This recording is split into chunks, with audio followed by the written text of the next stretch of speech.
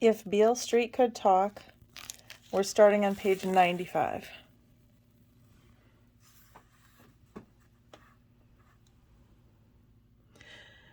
Time could not be bought. The only coin time accepted was life. Sitting on the leather arm of Mr. Hayward's chair, I looked through the vast window way down on Broadway, and I began to cry. "Tish," said Hayward helplessly. Mama came and took me in her arms. Don't do us like that," she said. "Don't do us like that." But I couldn't stop.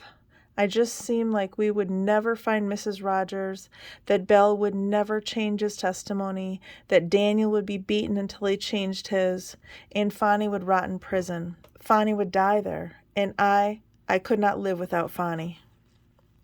"Tish," Mama said, "you a woman now. You got to be a woman. We are in a rough situation, but if you really want to think about it, ain't nothing new about that." That's just exactly, daughter, when you do not give up. You can't give up. We got to get Fonnie out of there. I don't care what we have to do it. You understand me, daughter? This crap been going on long enough. Now, you start thinking about it any other way. You're just going to make yourself sick. You can't get sick now. You know that. I'd rather for the state to kill him than for you to kill him.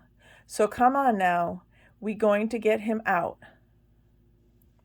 She moved away from me. I dried my eyes. She turned back to Hayward.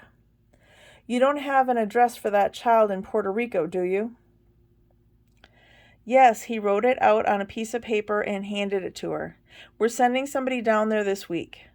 Mama folded the piece of paper and put it in her purse. "How soon do you think you'll be able to see Daniel?"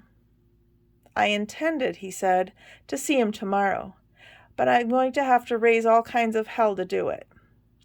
"Well," Mama said, "just as long as you do it." She came back to me.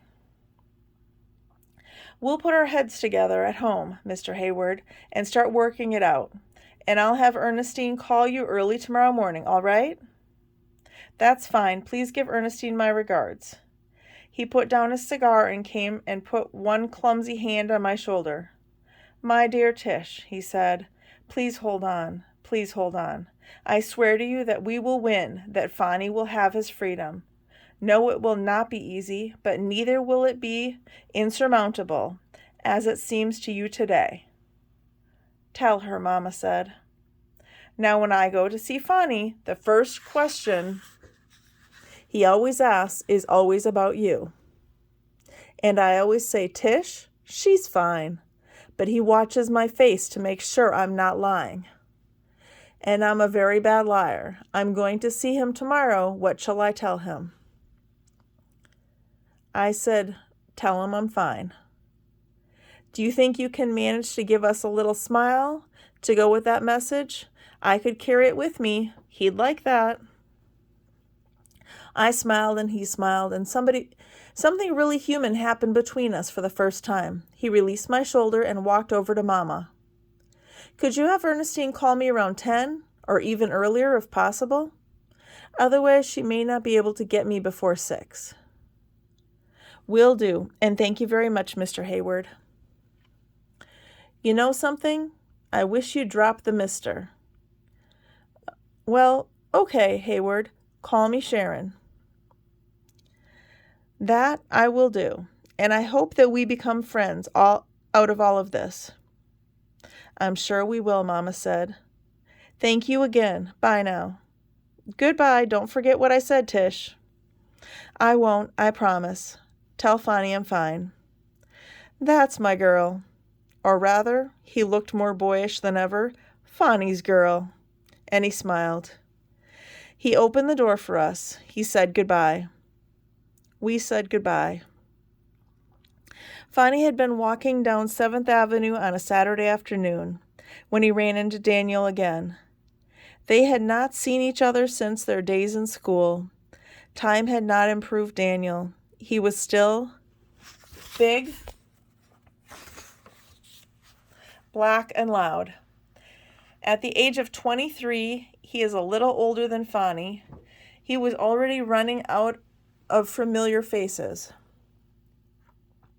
So they grabbed each other on the avenue after a moment of genuine shock and delight, howling with laughter, beating each other around the head and shoulders, children again, and though Fonnie doesn't like bars, sat themselves down at the nearest one and ordered 2 beers.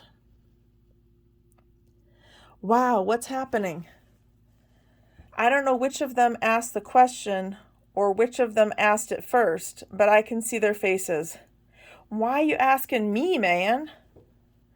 Because, like the man says about Mr. Everest, you're there. Where?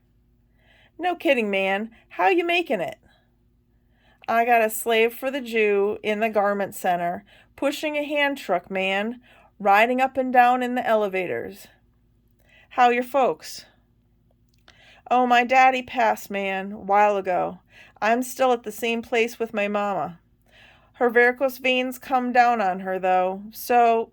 And Daniel looked down into his beer. What you doing? I mean now. You mean this minute? I mean, you any plans, man? You hung up? Or can you come on and hang out with me? I mean right now. I ain't doing nothing. Fonnie swallowed his beer and paid the man. Come on, we got some beer at the pad. Come on, you remember Tish? Tish? Yeah, Tish, skinny girl Tish, my girl. Yeah, she's still my girl. We going to get married, man. Come on, and let me show you the pad, and she'll fix us something to eat. Come on, I told you we got beer at the house. And though he certainly shouldn't be spending the money, he pushes Daniel into a cab and they roll on down to Bank Street, where I am not expecting them. But Fonnie is big and cheerful, overjoyed, and the truth is that I recognize Daniel by the light in Fonnie's eyes. For it is not so much the time has not improved him, I can see to what extent he has been beaten. This is not because I am perceptive, but because I am in love with Fonnie. Neither love nor terror makes one blind. Indifference makes one blind. And I could not be indifferent to Daniel because I realized from Fonnie's face how marvelous it was for him to have scooped up miraculously from the swamp waters of the past a friend. But it means that I must go out shopping, and so out I go, leaving them alone. We have a record player. As I go out, Fonnie is putting on Compared to What? And Daniel is squatting on the floor drinking beer. So you're really going to get married? Daniel asks, both wistful and mocking. Well, yeah, we looking for a place to live. We looking for a loft because that don't cost no whole lot of bread. You know, and that way I can work without Tish being bugged to death. This room ain't big enough for one. Ain't no question about it's being big enough for 2. And I got all my work here and in the basement. He is rolling a cigarette as he says this for him and for Daniel, squatting opposite him. They got lofts standing empty all over the east side, man, and don't nobody want to rent them. Except freaks like me, and they all fire traps, and some of them ain't even got no toilets. So you figure, like, finding a loft ain't going to be no sweat. He lights the cigarette, takes a drag, and hands it to Daniel. But, man, this country really do not like niggers. They do not like niggers so bad, man, they will rent to a leper first, I swear. Daniel drags on the cigarette, hands it back to Fonnie. Tired old ladies kissing dogs, cries the record player, who drags on it, takes a sip of his beer, and hands it back. Sometimes Tish and I go together. Sometimes she goes alone. Sometimes I go alone. But it's always the same story, man. He stands up, and now I can't let Tish go alone no more because, dig, last week we thought we had us a loft. The cat had promised it to her, but he had not seen me. And he figures a black chick by herself, way downtown looking for a loft? Well, he going to make it with her. He thinks she's propositioning him. That's what he really thinks. And Tish comes to tell me, so proud and happy, he sits down again, and we go on over there, and when the cat sees me, he says there's been some great misunderstanding. He can't rent the loft because he's got all these relatives coming in from Romania like a half an hour, and he got to give it to them. Shoot. And I told him he was full of crap, and he threatened to call the cops on my butt. He takes the cigarette from Daniel. I'm really going to have to try to figure out some way of getting some bread together and getting out of this freaking country. How you gonna do that?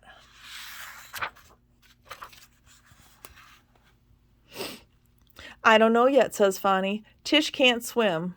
He gives the cigarette back to Daniel, and they whoop and rock with laughter. Maybe you could go first, says Daniel. Soberly, the cigarette and the record are finished. No, says Fonnie. I don't think I want to do that. Daniel watches him. I'd be too scared. Scared of what? Asks Daniel, though he really knows the answer to this question. Just scared, says Fonnie. After a long silence, scared of what might happen to Tish? Daniel asks. There is another long silence.